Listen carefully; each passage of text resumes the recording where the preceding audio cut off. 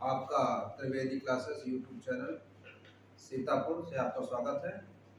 आज हम एक अति महत्वपूर्ण विषय भारतीय मध्यकालीन इतिहास में तराइन का युद्ध को लेकर आपके सामने आए हैं। तराइन का युद्ध एक अति महत्वपूर्ण, भारत में इस्लाम की स्थापना, इस्लाम साम्राज्यवाद, इस्लाम के शासन की आधारशिला है। इस युद्ध ने भारत में मुस्लिम तुर्क सत्ता की स्थापना की, उसके दिशा में एक कदम बढ़ाया। तराइन का युद्ध अथवा तरावड़ी का युद्ध, जिसमें पूरे उत्तर भारत को मुस्लिम नियंत्रण के लिए खोल दिया। इस युद्ध का क्षेत्र भारत के वर्तमान हरियाणा राज्य के करनाल जिले में करनाल व थानेश्वर के बीच था, जो दिल्ली से 113 किलोमीटर उत्तर पश्चिम में स्थित है। ये हमने वो लोकेशन बताई जहां पर तराइन का युद्ध है।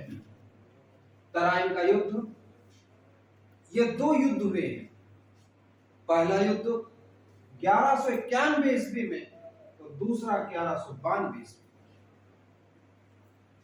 मोहम्मद गोरी का पूरा नाम मुइजुद्दीन मोहम्मद बिन साम था। तो इसका जो युद्ध है, जो तराइन के युद्ध हैं, जो दो युद्ध हैं, वो पृथ्वीराज तृतीय के साथ हुआ। जो पृथ्वीराज तृतीय था वो अजमेर तथा दिल्ली के चौहान राजपूत शासक थे, जिसे चहमान शासक के नाम से भी जाना जाता है। ये युद्ध वास्तव में देखा जाए तो बड़ा महत्वपूर्ण है। एक तो कारण यह था कि मोहम्मद गोरी पंजाब तक आ चुका था। 1191 ईस्वी तक मोहम्मद गोरी पंजाब तक आ चुका था, जबकि दिल्ली में शासन पृथ्वीराज तृतीय का था। कन्नौज में शासन जयचंद का था। अब देखिएगा, कन्नौज में शासन जयचंद का है, दिल्ली में शासन पृथ्वीराज चौहान का है, पंजाब तक मोहम्मद गोरी। अब तीनों एक लाइन में है। हरियाणा के पास युद्ध हुआ, दिल्ली के शासक का पंजाब के मोहम्मद गोरी के साथ हरियाणा में युद्ध। इस तराइन के पहले युद्ध में पृथ्वीराज चौहान की सेना ने मोहम्मद गोरी की सेना को बुरी तरह पराजित किया और भारत से ही नहीं, पंजाब के बाहर भी 80 मील तक पीछा किया। इनको ऐसा आभास हुआ कि वो व्यक्ति दोबारा वापस नहीं आएगा, किंतु ऐसा नहीं हुआ। मोहम्मद गोरी पुनः एक वर्ष बाद भारत में आया, 1192 में आया। इस बार कहा जाता है कि कन्नौज के शासक जयचंद ने उसको भारत आने का निमंत्रण दिया था कि आप आइए और आकर दिल्ली पर आक्रमण करें। और इसके पीछे संयोगिता का हरण की कहानी आती है। कहा जाता है कि पृथ्वीराज चौहान ने कन्नौज के शासक जयचंद की पुत्री संयोगिता का हरण किया था और उससे विवाह किया।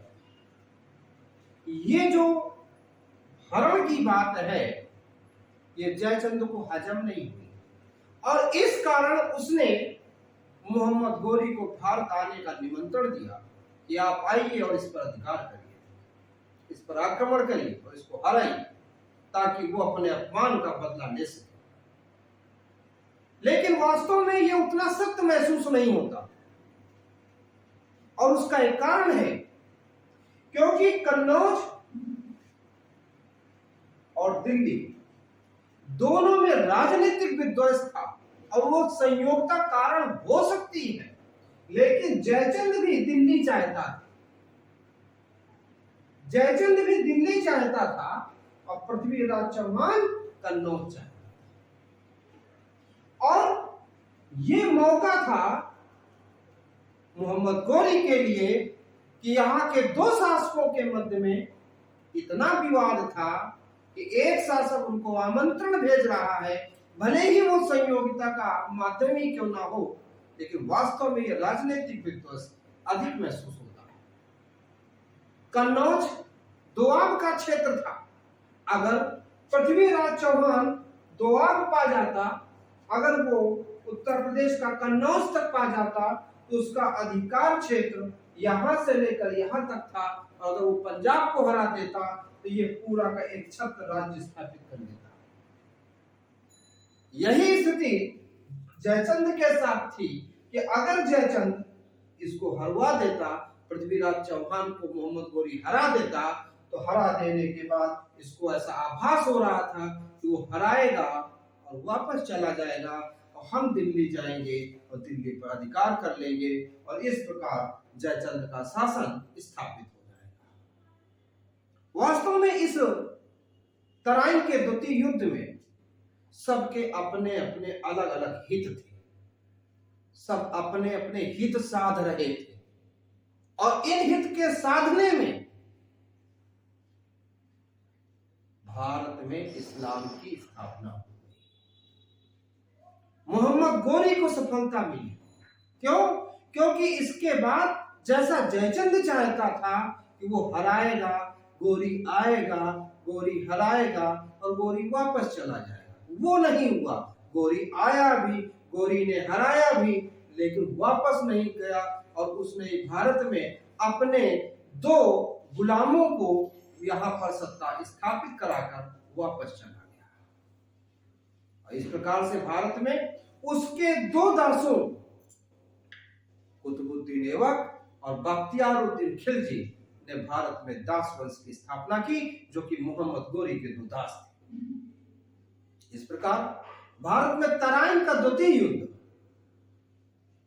में मोहम्मद गौरी को सफलता प्राप्त हुई और पृथ्वीराज चौहान पराजित हुआ। और इस पराजय का मुख्य कारण जयचंद की अत्यधिक महत्वाकांक्षा थी, क्योंकि वह दिल्ली चाहता था। और इसका जो दोष है, जो कारण है, उस संयोगिता को बनाया गया। इस संयोगिता ने ऐसा किया या पृथ्वीराज चौहान ने ऐसा किया, तो उस अपमान का बदला लेने के लिए हम जयचंद ने उसको आमंत्रण भेजा गौरी को। ऐसा एक किंवदंतियां हैं, ऐसा कहावतें हैं, लेकिन वास्तव में देखा जाए तो सबके अपने अपने हित थे और इन हितों को सब साधने का प्रयास कर रहे थे, जिसमें कि पृथ्वीराज चौहान की पराजय हुई। कहा जाता है युद्ध के समय में, युद्ध के दौरान चंद्रबरदाई ने बहुत से राजपूत राजाओं से मदद मांगी कि हमें मदद की जाए गौरी के विरुद्ध, लेकिन वह समय पर प्राप्त नहीं हो पाई। तो फिर वही बात आई कि आपसी विद्वेषों की वजह से पृथ्वीराज चौहान को इस युद्ध में सफलता नहीं प्राप्त हुई और भारत को एक हार का मुंह देखना पड़ा और भारत में मुस्लिम सत्ता, तुर्क सत्ता की स्थापना हुई। और इस हार के साथ में ही भारत में सल्तनत काल की स्थापना हुई। इसके द्वारा दो दास थे, कुतुबुद्दीन ऐबक और बख्तियारुद्दीन खिलजी ने भारत में दास वंश की स्थापना की। अगर आपको सही लगा, लाइक करें, सब्सक्राइब करें, कमेंट करें, शेयर करें। धन्यवाद।